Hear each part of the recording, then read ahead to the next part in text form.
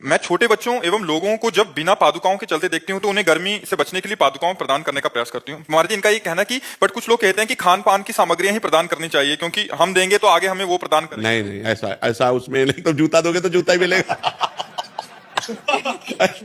देखो, उसमें उसमें आपका मुख्य प्रधान भाव हुआ कि उसको ताप न लग जाए, उसको कंकड़ न लग जाए, उसको कांटा न चुभ जाए। तो ये जो आपको सुख देने की भावना है वो पलट कर आपके हृदय में आएगी। आपके हृदय में ताप न लग जाए, किसी कोई ऐसी बात आपको न कहे जिससे आपका हृदय दुखित हो जाए, वो भगवान आपको इतना सुख देगा, इतनी सामर्थ्य देगा। अगर ऐसा केवल हो कि जिसने जूता दिया उसे जूते मिलेगा, तो जिसने छाता दिया उसे छाता ही मिलेगा, ऐसा नहीं है। उसका भाव है, भाव का फल होता है, जूता का फल नहीं हुआ, उसमें भाव हुआ कि यार छोटे छोटे बच्चे हैं, ये गरीब लोग हैं, इनके पैरों में ताप लगेगा, कंकड़ चुभेगा, पादुका होगी तो इनको सुख मिलेगा। तो उनके सुख के लिए जो आपने भावना की वही पलट कर आपको सुख प्रदान करेगा। हम जो दूसरे को दुख देना चाहते हैं उसे दुख मिले ना मिले हमारा हृदय पहले ही जलने लगता है, और जब हम किसी को सुख देना चाहते हैं तो हमारा हृदय पहले सुखी होने लगता है। देखो, एक शीतलता आएगी, एक आनंद आएगा। हम तो कहते हैं कि एक दिन अच्छा भोजन पाके आप देखो, और एक दिन अपने हिस्से का भोजन किसी भूखे को पवा के देखो, फिर देखो दोनों में स्वाद किसमें आता है। तो जब कोई भूखा भरपेट भोजन पाएगा ना, तो आपका हृदय शीतल हो जाएगा। सर्दी में कोई कांप रहा है, अपनी शाल उतार करके उसको उड़ा के देखो,